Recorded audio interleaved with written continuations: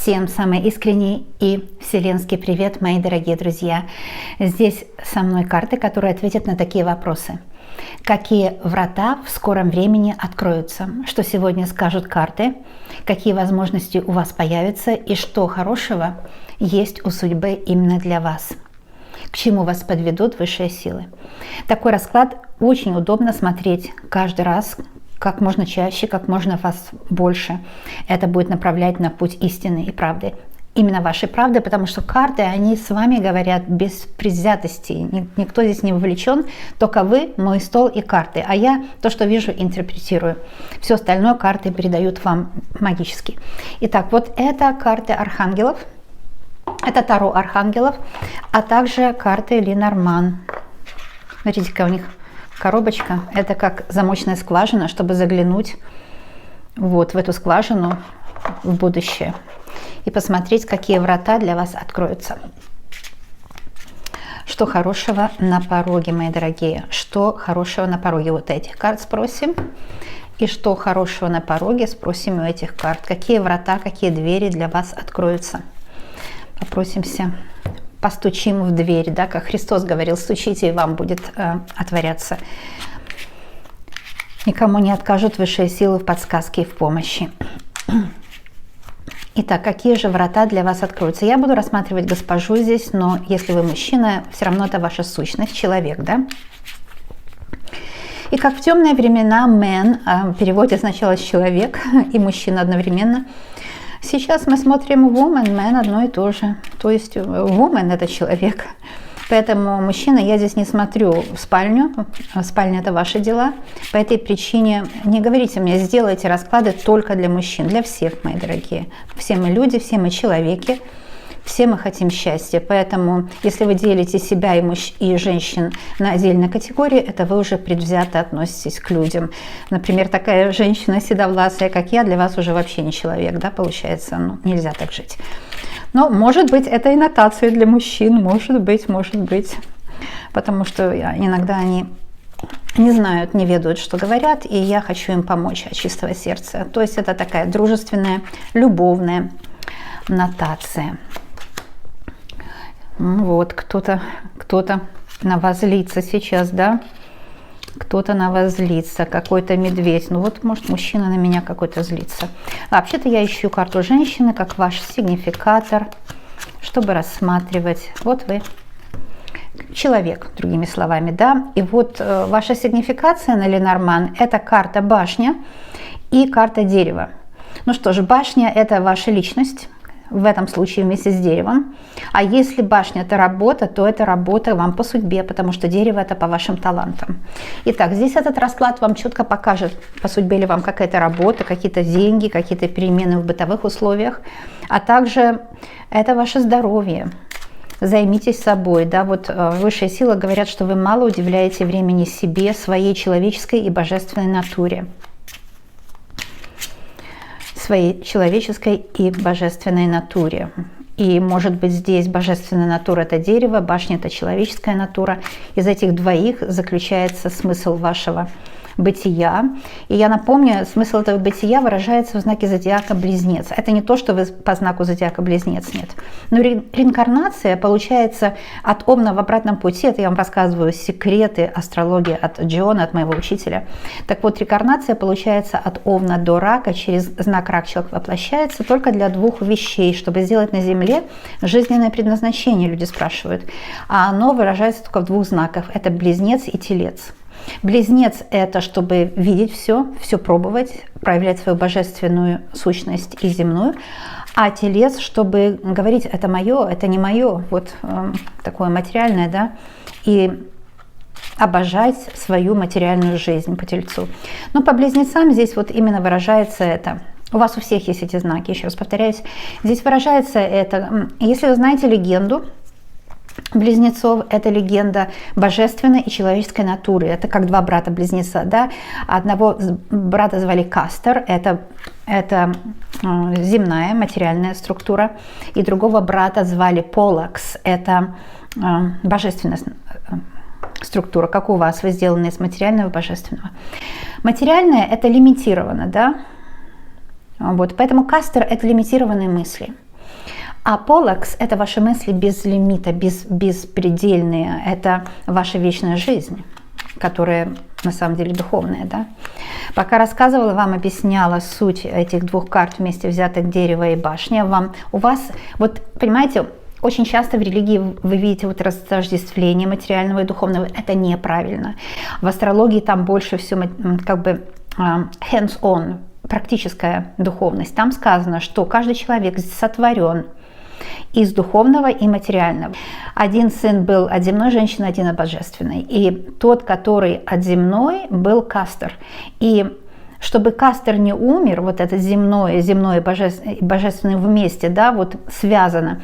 Поэтому Полакс должен всегда быть тоже материальным. То есть божественное в материальном. Там нам столько, целая энциклопедия, хотя бы в этой одной греческой легенде, но это в других видео. А здесь я вам скажу, что не отделяйте это друг от друга. Нам часто внушают, что ой, да ну, на земле можно мучиться, а вот в небе будет счастье. Нет, на земле это духовность тоже, да, и вот у вас она проявится очень четко. Появится в профессии. Вы будете делать те дела, которые дадут вам в профессии очень большую славу. Именно славу профессии получите, да? Ну что ж, посмотрим на картах ангелов, что ангелы скажут. Я возьму 3 для начала. Тоже, как здесь будет расклад двойной, зеркальный, да? Конечно, можно выбирать для себя расклад тоже. Это ангел Луны. Мы все знаем, что есть вообще 29 лунных ангелов, да? 28 ангелов лунных суток и 1 общий. И вот здесь каждые лунные сутки – это перемены в вашем сознании, это перемены в самоощущении. Вся жизнь – это перемены. Луна – это защита от ложных эмоций. Вот это то, что вам нужно слышать сейчас. Какие врата откроются? Врата защиты от ненужных эмоций. Эмоции утомляют сознание, и эмоции лишние, они тоже портят отношения с людьми, так что здесь не нужно это вам. И еще вот здесь тотемные птицы. Видите, птицы разного полета. Например, сова – мудрость, голубь – это сила мира, потому что крылья голубя, кто не знает, одни из самых сильных у всех птиц. Орел – это умение работать с окружающей средой, поскольку орел парит, он не работает, он мудрый, он использует gravity, левитацию, гравитацию и силу ветра и так далее. Другие птицы, например, попугай – это интуиция ваша, да, и так далее. В общем, ласточка, вот здесь буревестник. В общем, все эти птицы, даже я здесь вижу летучую мышь, похожа на летучую мышь. То есть все эти птицы говорят, что у вас мало полетов в жизни, вы себя лимитируете, как я вот говорила об этой легенде, да. Кастор – это лимит, это наша материальная сущность, которая ставит лимит, это то, что в детстве нам родители навязали: не трожь, не лезь, нельзя, опасно. Вместо того, чтобы родитель взял, например, то, что для нас опасно, и показал, как правильно им пользоваться, родитель начинает нас учить вот эти ложные установки, и мы боимся жить. Просыпайтесь, врата откроются для жизни, чтобы вы не боялись жить. Карта Архангела Рафаила. Очень-очень мощная. А также эта карта еще по-другому говорит о том, что, смотрите, сейчас Архангел спускается на ваше жилище, да, и говорит, что вы исцеляетесь, вы больше не будете никогда страдать, не будет у вас душа болеть, тело будет сильное. То есть это вот здоровье дает. Мы видим, уже двойная карта здоровья вышла. Постараюсь сделать недлинный расклад, чтобы вы могли конструктивно все. Но знаете, у меня расклады, они все по делу. Вы здесь ведь много вещей делаете сразу, да? Вы отдыхаете от дел насущных, вы погружаетесь в свое «я», вы выговариваете и так далее. Так что это всегда полезно. Итак, я сейчас посмотрю вот эти 2 и карты совета. Точно так и здесь. 3 еще и карты совета, вернее, эти 3. Итак, ну что ж, карта крест, и она говорит о духах рода, ушедших, а также о том, что, может быть, у вас какие-то дела очень тяжелые, вы устаете, может быть, вас кто-то напрягает, может быть, родственники напрягают, дерево и крест, может быть, от родственника ведет печаль, слезы и огорчение, может быть, родственники какие-то злые, просто, люди не очень здоровые, ментально, да, тяжелая жизнь у них была. Ревнивая там мать, какой-то враг, какая-то ведьма, тетя, не знаю, или еще кто-то. То есть досада идет у вас от родственников, может быть. Или же, знаете, это тяжелый крест, который может идти от рода, то есть карма тяжелая. И поэтому вам так тяжело жить.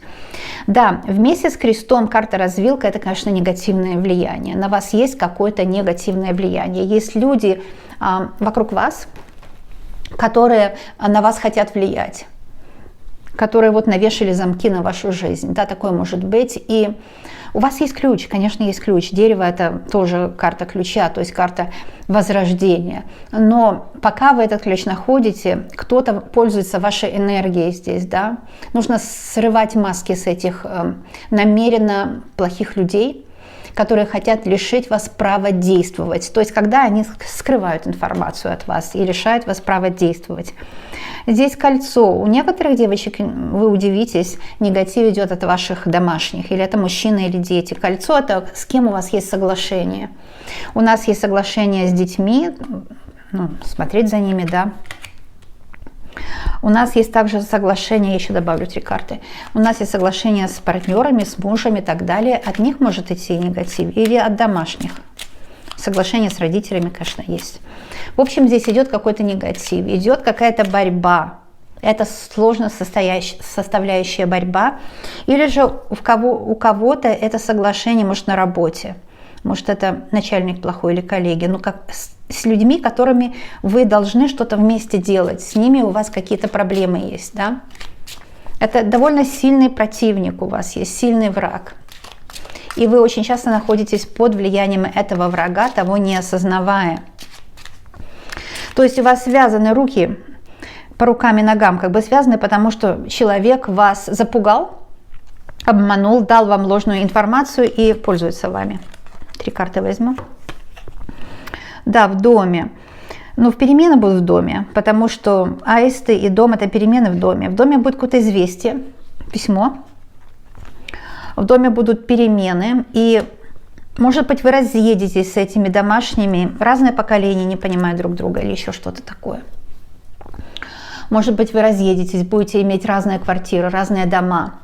Но у вас точно изменится положение семейное. Это для вас будет очень полезно.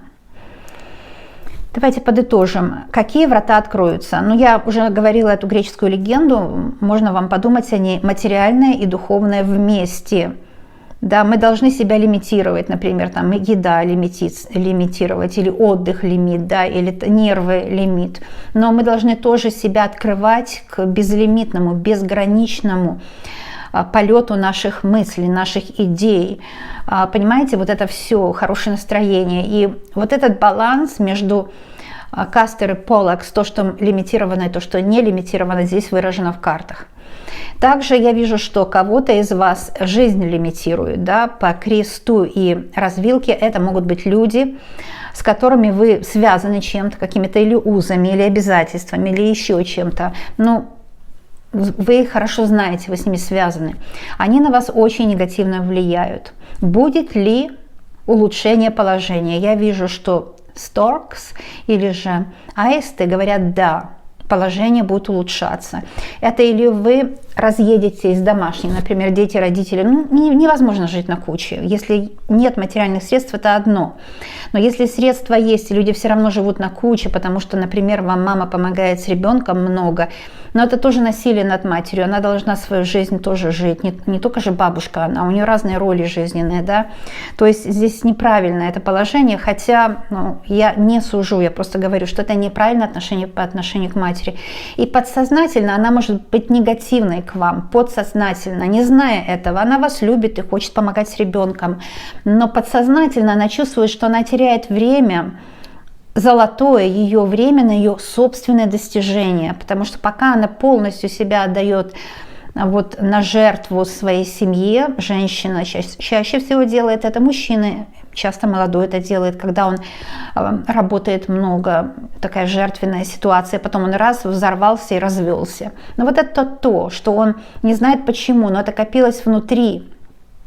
Это сопротивление тому, что пришлось очень много страдать, чтобы там зарабатывать. То есть кто-то у вас в доме находится под давлением. Либо вы, либо кто-то из домашних находится под сильным давлением. Это давление будет сходить на нет, потому что Сторкс — это перемены в доме, да, вот карта дома, а также известие, карта письмо, говорит, что как-то вы сможете договориться, найти общий язык.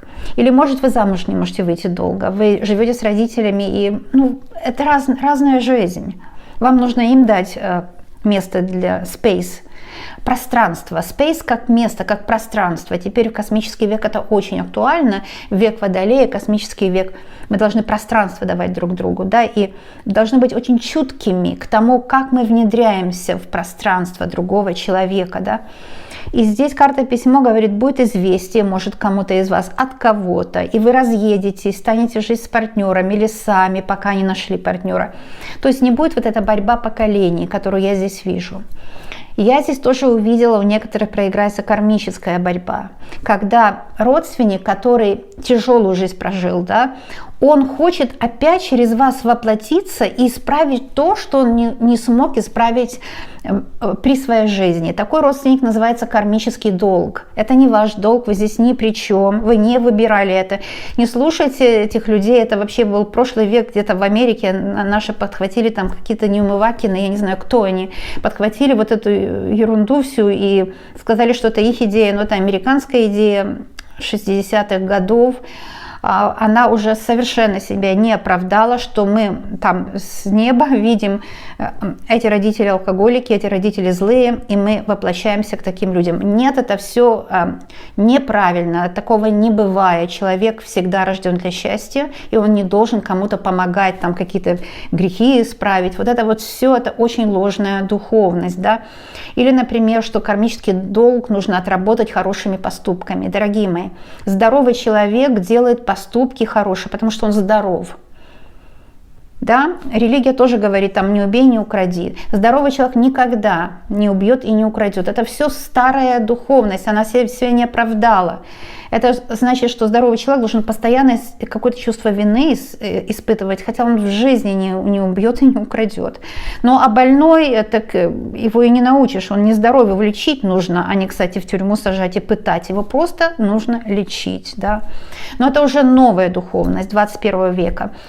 За что купила, зато продаю. Так открывается для меня высшая сила, когда я медитирую. Если что-то не совпадает с вашей духовностью, пожалуйста, не обессудьте. Это еще одна ветка мышления духовного, которая имеет место быть. Да? Так что не обессудьте и будьте аккуратны в комментариях. Так что там и в 60-е годы прошлого века такое было, и может, кому-то помогло в 21 веке уже все по-другому и тоже имеет место быть. Ну вот так. Если вы верите в то, что вы родились к абьюзерам, родителям, и это вы выбрали сами, так я же вам не мешаю верить в это, правда? Я просто хочу помочь людям, которые хотят избавиться от этих кармических долгов. И добрые поступки делают люди, потому что им в кайф делать добрые поступки. И за родителями досматривают дети. Вот здесь видно. Потому что в кайф досматривать, не потому что должны. Да? Если чувства должны, это уже не хороший поступок, это уже насилие. Но в общем так, опять же, за что купила, зато продаю. Мне пришло такое в канале, я вам это передаю.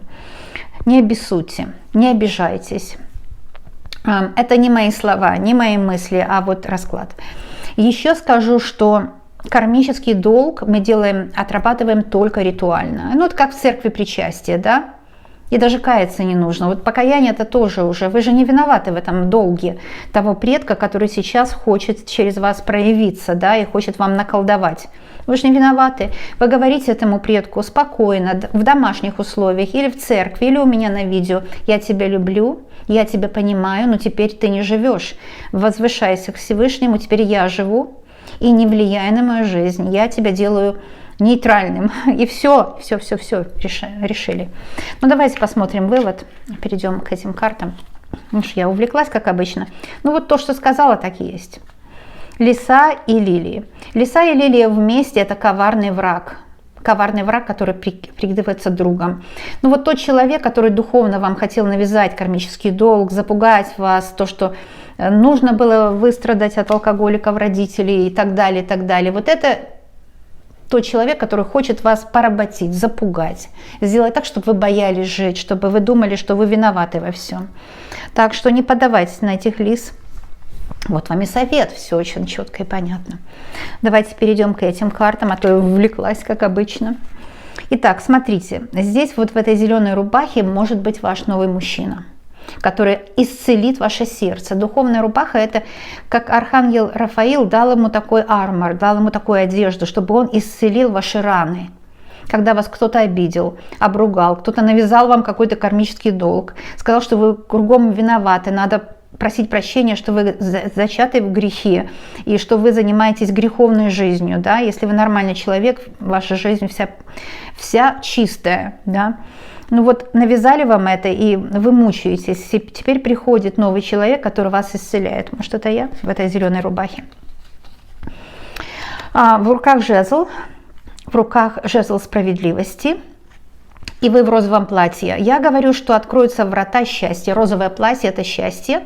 В вашу жизнь входит помощник, который поможет вам быть счастливой. Вот какие врата откроются. Вернусь еще к Ленорман и скажу о вратах. Ведь здесь же дом, доме аисты. Откроются врата дома. Врата вашего имения, врата вашей прекрасной квартиры, врата вашу новую жизнь. У меня есть чистка. Строим новый адрес по новому улицу, где приятно и счастливо жить.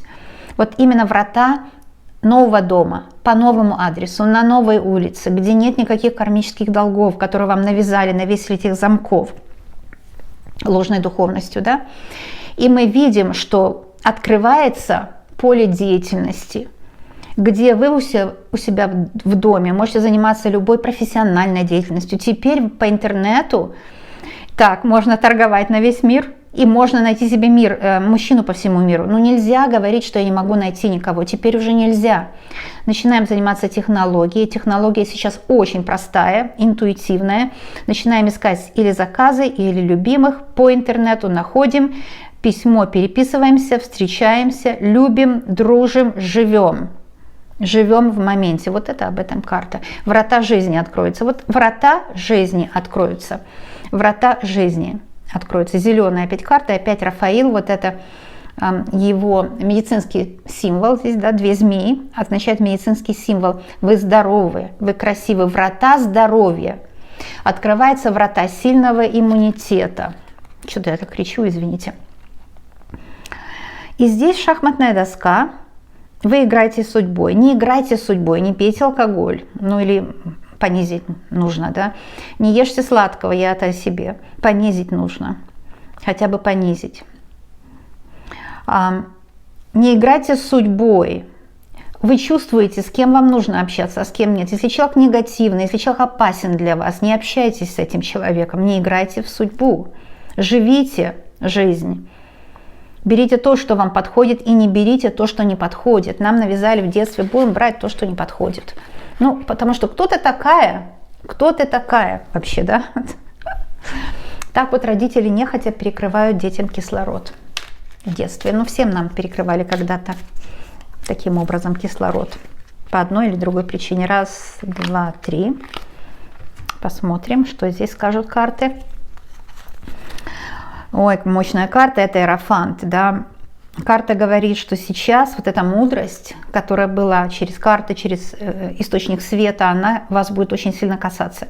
Иерофант ученый человек, да, и он обучался на опыте человеческом, но Иерофант тоже человек, это внутренний такой Иерофант, который иногда может быть критиком внутренним, да, вот как в церкви Иерофант, да, критиком, да, намек на это.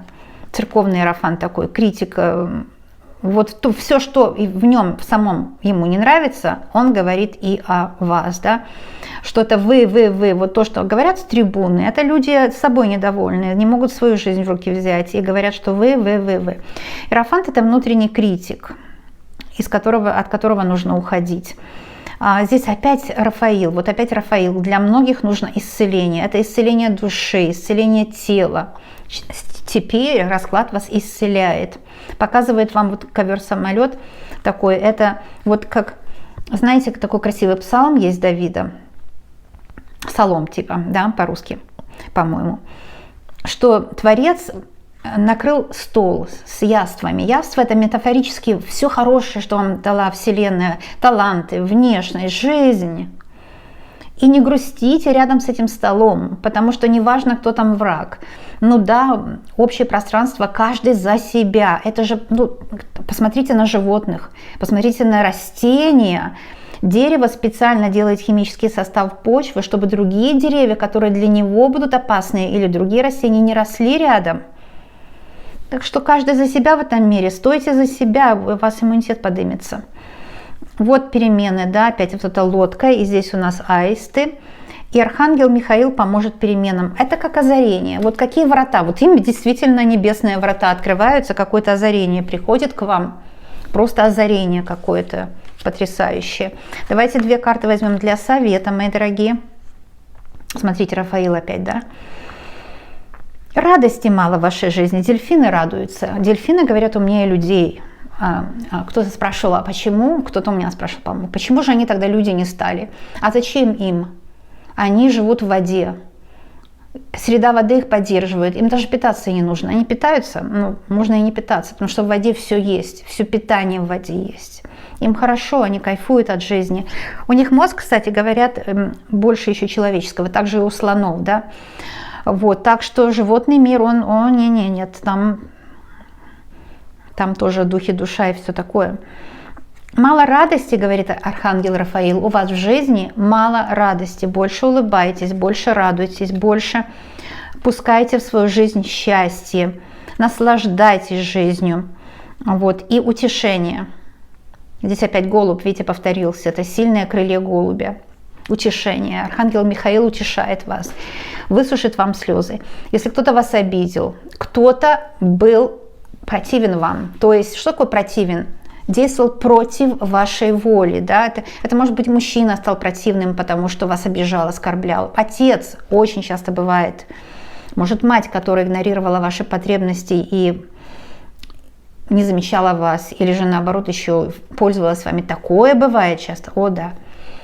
То есть кто-то в вашей жизни, или сотрудник, начальник, сосед, друг, кто угодно, да, дочь и сын, может быть, у некоторых, кто-то вас обидел. С кем-то были негативные связи. И да, вы сейчас будете в шоке, потому что это о вас сейчас говорит. Вам нужно сейчас время лечит. Время лечит, вам нужно знать, от этих горестей вы избавитесь. Все не любят Сатурн, говорят, планета там злая, но это все опять же темные века. Не только в религии были темные века, вообще темные века. Сатурн – это планета времени. Это подчиниться времени, значит подчиниться жизни. И говорят, время лечит, это как раз об этом, да.